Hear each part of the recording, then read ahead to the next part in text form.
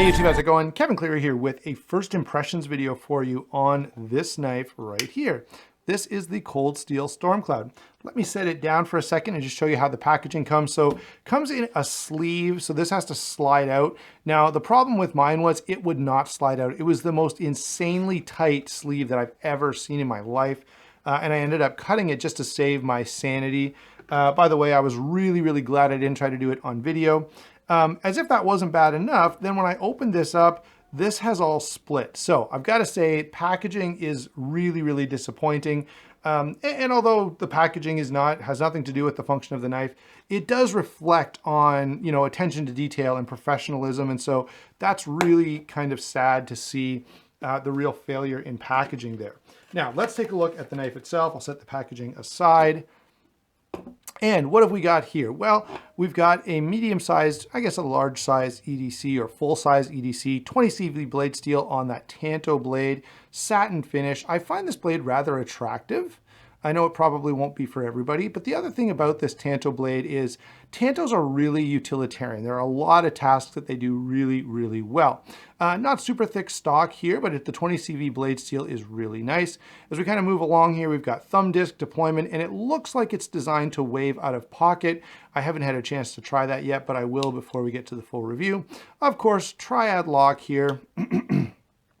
And then we move to the scales. Now the scales are carbon fiber, but they're not the most attractive carbon fiber I've ever seen. In fact, they feel a little bit cheap. They remind me of like Gonzo carbon fiber or the carbon fiber you might get on, the Rat Model 1.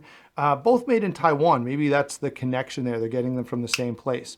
Anyway, that is a bit of a complaint. Now I will say very lightweight because of the lack of any kind of scales. The overall fit and finish is a little sketchy. You can see my fingers, I think, moving through the back of the knife there. That's not something I would like to see at a knife of this, in this price category. So again, it doesn't affect the use of the knife in any way. And I'm really looking forward to getting some miles on this knife because I think it's the kind of knife that can definitely win me over. It's got a lot going for it, but a couple little things that I'm not loving on the initial impression. Again though, man, every time I pick this up, I'm impressed with how lightweight it is. And then we have the pocket clip here that is reversible, so tip up, left or right hand carry. And one of the advantages of all cold steel knives is they're going to be very ambidextrous. Let's grab a quick weight here, and then I'll get a size as well in a second. Okay, so we're already in ounces. That's nice. Let's drop this down, see what we get. So 3.777. Okay, so basically 3.8 ounces on the weight. And let me grab the ruler and we'll get an overall length, and well, we'll get all the different dimensions there.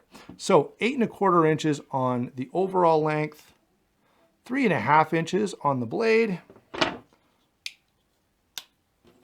and we're looking at about 4 13/16, so just over 4 3/4 inches on the handle. Oh, I guess since we're here, we'll grab a width as well. So pretty solidly 7/16. So nice slim knife. So in terms of size and weight, that's pretty attractive. In terms of a useful blade shape, that's another big win here. Who is this knife for? What do I feel like the role of this knife is going to be?